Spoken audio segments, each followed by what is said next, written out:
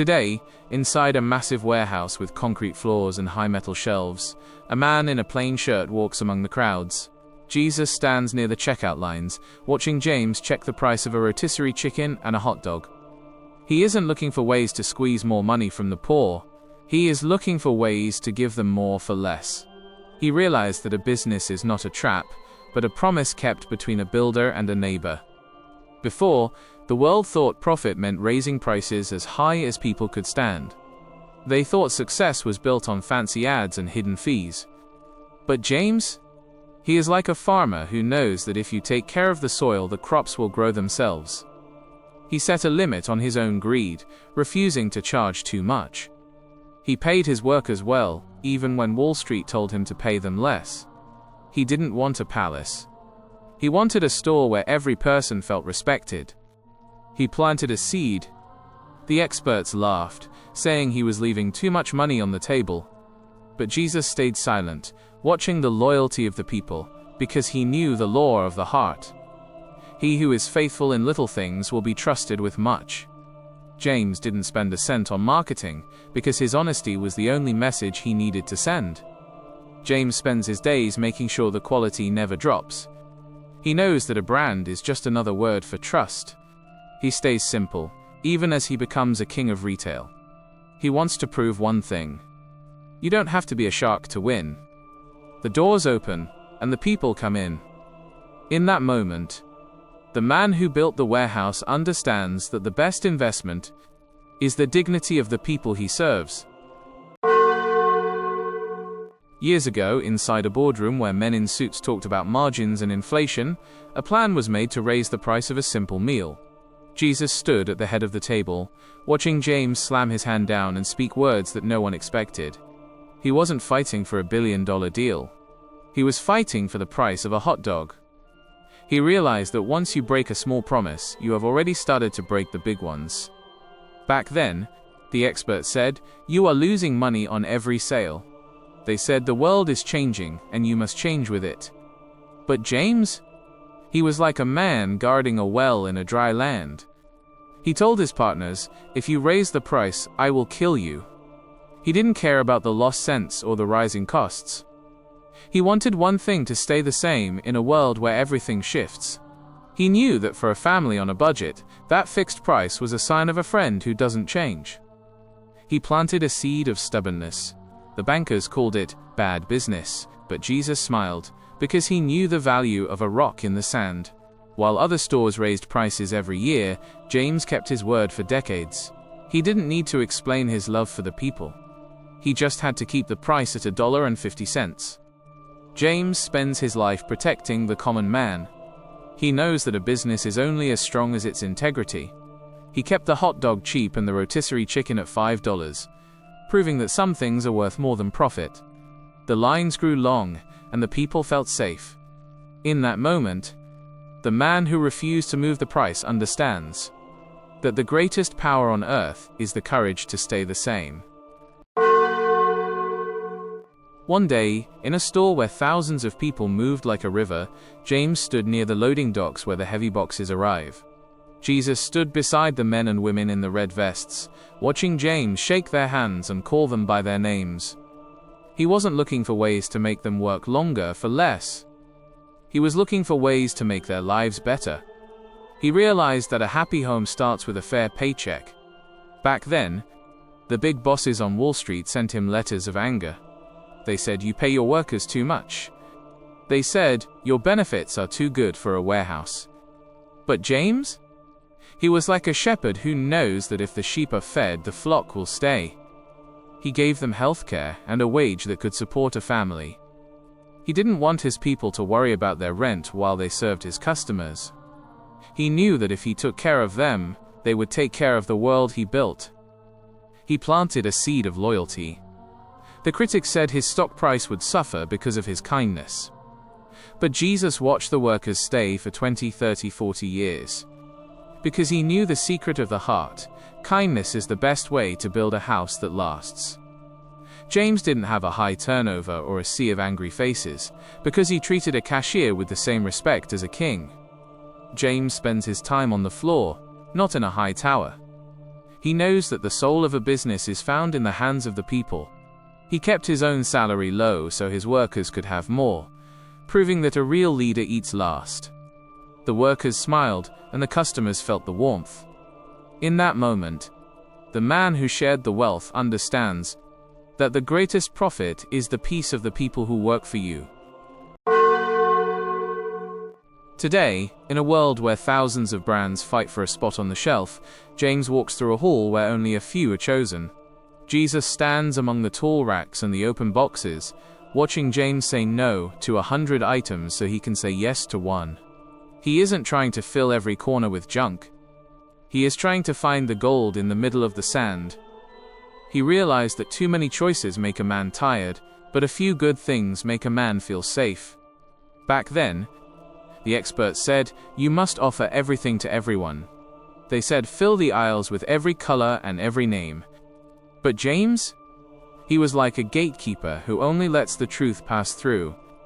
He kept the number of items small, but the quality high. He tested every wine, every shirt, and every tool. He didn't want to confuse his neighbors with too many prices. He wanted them to walk in and know that the best was already picked. He planted a seed of simplicity. The sellers begged for a spot, offering him riches to be on his shelf. But Jesus watched him turn them away if the value wasn't there, because he knew the wisdom of the narrow path.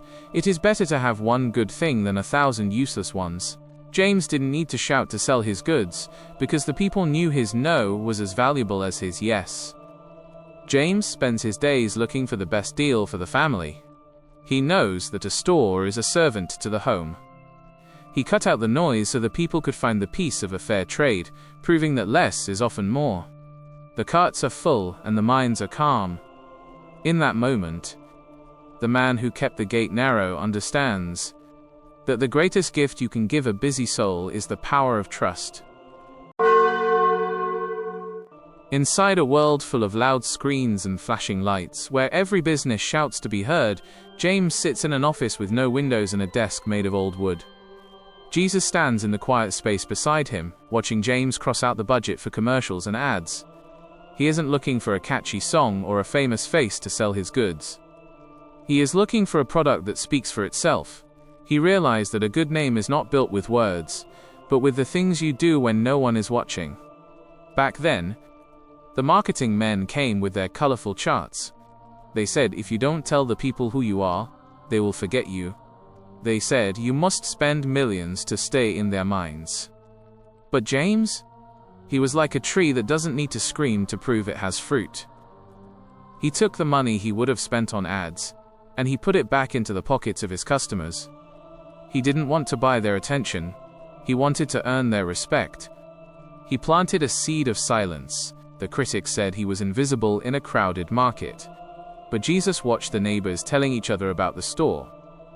Because he knew the power of the truth told in secret, a secret shared by friends travels further than a shout from a tower. James didn't have a marketing department, because his honesty was the only message that never grew old. James spends his life letting his work be his witness. He knows that a brand is just a shadow of a man's character. He kept his head down and his prices low, proving that you don't need a loud voice if you have a great heart. The parking lots are full, and the news travels by word of mouth. In that moment, the man who stayed quiet understands that the most powerful light is the one that shines through a life well lived. Today, in a corner of a busy warehouse where the air smells of fresh bread and tires, there is a small desk that has seen many years of work. Jesus stands in the open doorway that never closes, watching James answer his own phone and listen to a stranger's voice. He isn't hiding behind a wall of assistants or a door made of gold. He is sitting in the middle of the noise where his people are. He realized that a leader who stays in a high tower soon forgets the weight of the ground. Back then, other kings of business built palaces of glass and marble. They sat in chairs that cost more than a worker's house. But James, he was like a traveler who only carries what he needs. He used an old desk and wore a name tag like everyone else. He didn't want a title that made him feel better than his neighbor. He didn't want a private jet to fly above the clouds. He wanted to walk the same aisles as the mothers and fathers who shopped at his store. He planted a seed of humility. The fancy people laughed, calling his office a closet. But Jesus smiled, because he knew the strength of a low chair. While others lost touch with the world, James stayed close to the heart of the home. He didn't need to show off his wealth, because his true riches were the trust of the people who could reach him with a phone call. James spends his days staying small so the mission can stay big. He knows that pride is the first step toward a fall. He kept his feet on the concrete floor and his heart open to the truth, proving that you don't need a throne to lead a nation. The phones keep ringing and the people feel heard. In that moment, the man who sat in a simple chair understands that the greatest height a soul can reach is the courage to stay low. One day, when the hair on his head had turned as white as the snow, James stood by the door of the warehouse and looked back one last time. Jesus stood in the warm light of the afternoon, watching James hand over the keys to a man he had trained for years. He wasn't worried about his legacy or his name on a building. He was worried about the promise staying alive. He realized that a good man leaves more than money. He leaves a way of living that others can follow. Back then, the world saw many leaders who held on too tight. They thought the fire would go out if they let go of the torch. But James? He was like a father who had taught his children how to walk. He chose a successor who shared his heart for the poor and the worker. He told him, "Take care of the people, and the business will take care of itself." He didn't want the store to become a temple of greed after he left. He wanted it to stay a sanctuary of honesty in a world of lies. He planted a seed that grew into a forest. The skeptics thought the Costco way would die when James walked away. But Jesus watched the new leaders keep the hot dog at $1.50. Because he knew the power of a root that goes deep. A house built on the rock of integrity does not fall when the builder leaves. James didn't vanish into a life of luxury and forget the world, because his joy was seeing the truth he taught continue to bear fruit. James spends his quiet days knowing the mission is safe. He knows that his work was just a small part of a larger light. He retired with a clean conscience and a heart full of peace, proving that the best finish is a life spent serving others. The doors keep swinging open and the people keep coming in. In that moment, the man who gave the keys away understands that the greatest success is a story that doesn't need you to tell it anymore.